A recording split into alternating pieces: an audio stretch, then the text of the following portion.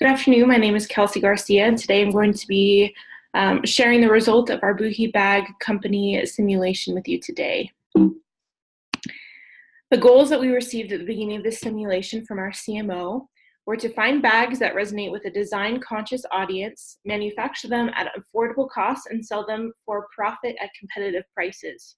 Buhi aims to design functional bags that evoke nostalgia, bags with enough personality for even the choosiest of millennials. So obviously the first important goal is to reach millennials.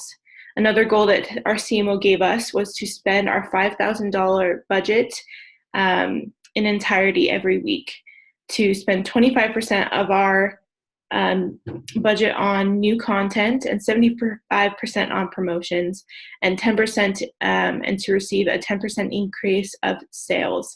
And I can say confidently that we were successful in reaching all of these goals, and I will explain to you how we were able to do those throughout this presentation. Our target audience that we had were obviously millennials, but to better market to millennials, we picked 7 personas that we are going to specifically reach out to, and these are the 7 personas that we came up with.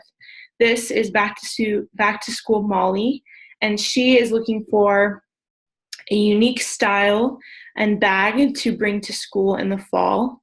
She makes up about 20% of our audience. This is City Hopper Sue, and she's planning a vacation to Thailand, and she needs a bag that is sturdy but also stylish and something that will be functional for her travels. And she makes up about 12% of our target audience. This is up-and-comer Raj. He is starting a new job, and he's looking for something professional but stylish to bring to work, and he makes up about 16% of our target audience. This is energetic Jill, and she is teaching a yoga class, and she needs a cute bag to carry her gear in, and she makes up about 10% of our target audience. This is Seaside Sally. She needs a bag for the seaside, and she makes up about 8% of our target audience. Then we have Day Packer Tom, and he needs a multi-purpose bag to bring to a trip to his friend's cabin, and he makes up about 29% of our audience. Then we have hipster mommy Cami, and she has 2 twins that need a sturdy and stylish bag for high school, and she makes up about 5% of our audience. So from these 5 personas, we were able to create a personality for Buhi that we're for people who are going back to school. Our bags are for people who are going to work, who like to travel and like to spend time outside. From doing a content analysis of past social media usage, we were able to create this marketing plan. We decided that we were going to use Instagram, Facebook, Pinterest, and YouTube. And we saw from our content analysis that the times that were best to post were 12 p.m., 3 p.m., and 6 p.m. The most popular day of the week was Thursday. The most popular content that we found from our content analysis were pictures of people outside with a Buhi bag, pictures of people outside without any product, and pictures of just the product alone.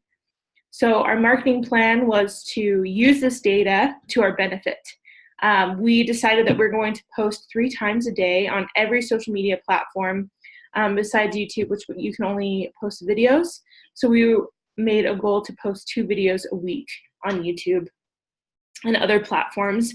And of the 3 posts every day, we chose to post at 12, 3, and 6. And on Thursdays, we posted our most popular content and the most promotional content that we had, because that's when most of our audience was online. From this plan, we saw many things that worked and didn't work.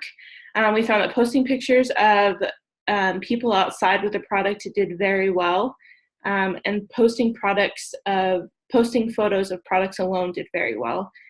There was a specific photo of a blue suitcase that every time we posted it, it would receive thousands of dollars of revenue. And so another tactic that we found was using photos that do well with revenue and engagement and posting those over and over again throughout the simulation. And we found that if we posted this content a couple of times a week, that it really spiked up our revenue for the week. We also found that promoting videos and photos on Instagram was the most effective. Instagram in general was our most effective social media platform, it raised 75% of the total income or revenue for this simulation. So we hit Instagram pretty hard with our posts. And we promoted only posts that we knew would do well, so photos in the past that have created revenue. Some things that didn't work, our audience didn't really like infographics and blogs. We tried posting multiple videos a week because they did really well when we were posting 2. So we tried posting 4 or 5, but that didn't work out very well. We didn't get as much response on that. Also, promoting videos on YouTube didn't really give us much of a audience. So we slowly were building an audience, but we didn't promote videos very much on YouTube. Also, marketing to Seaside Sally or Energetic Jill didn't give us the results that we were expecting. This is in large part due to the fact that they were such a small percent of our market, but we would only usually do one post a week for them, and that was enough. As you know, we had the crisis during the simulation of Taylor Swift finding a note from a troubled worker in our manufacturing company. The way that we dealt with this crisis is we released a video from the CEO the very next day. We acknowledged in this video that we had a lack of judgment for using this corrupt manufacturing company, and we were responsible for not being aware of the situation, but we were very strong in asserting that the conditions of this company were unacceptable and they did not represent our values, and that we had terminated our contract with them. We also mentioned that we signed on with a new manufacturing company and hired a supervisor to watch over this closely to make sure that in the future we would be aware of all working conditions in the companies that we work with. Another way that we were able to mend this crisis was we partnered with International Labor Rights Forum, which is a nonprofit that works with improving working conditions all over the world. And we sold bags for a week, and all of the profits went to this nonprofit. And we found that this approach was very successful in helping us to overcome the crisis with minimal damage to our reputation and to our company. From the simulation, we received great results. Over just this couple of months, we received over 74 million impressions, over 3,000 engagements, over almost 400,000 clicks. We had a click-through rate of 51%. The click per price, or the price per click, was 13 cents, and we had almost 800,000 shares, almost 300,000 new followers, over 23,000 conversations, and a revenue of $1 million, which is awesome. In order for us to get these results, though, we had to use all of our budget, which was $59,999. So these were the results of our simulation, and we found that the marketing plan that we had developed helped us to reach all of our goals. That is my presentation for you today. I know that you have some questions, so I'm going to answer them for you today.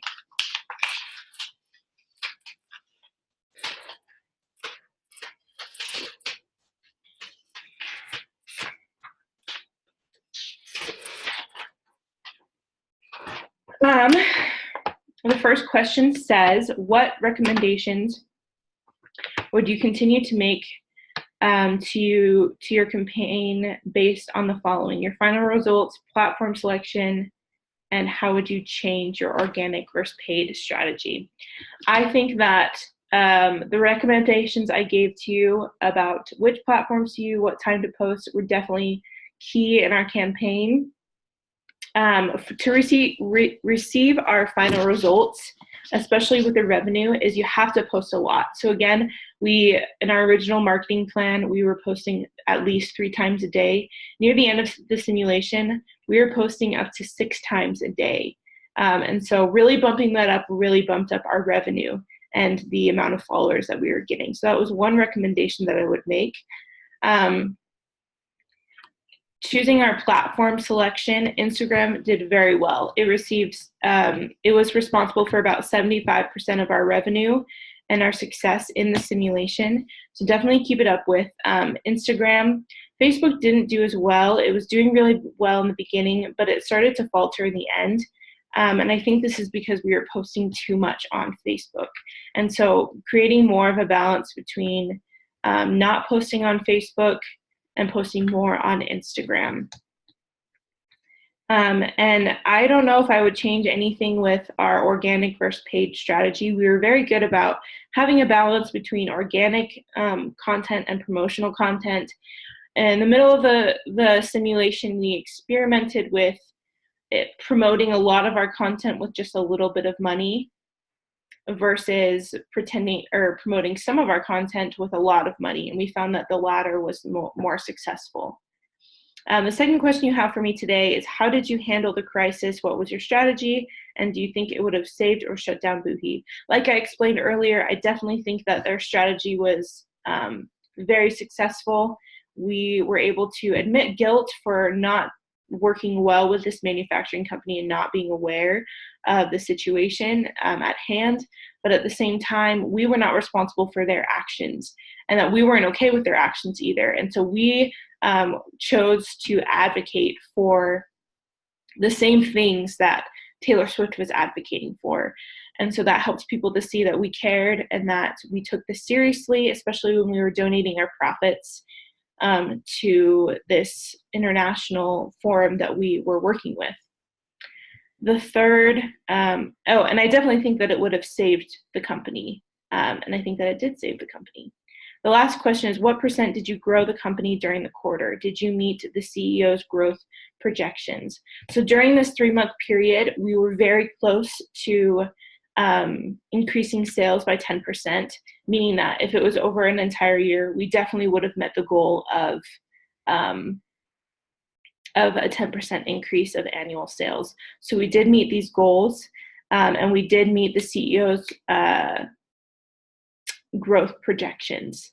And that is all that we have for you today. Thank you for your time, and I hope that you can see that Buhi does very well on social media, that we are building a strong base for marketing for years to come, and that it will benefit us in the long run. Thank you.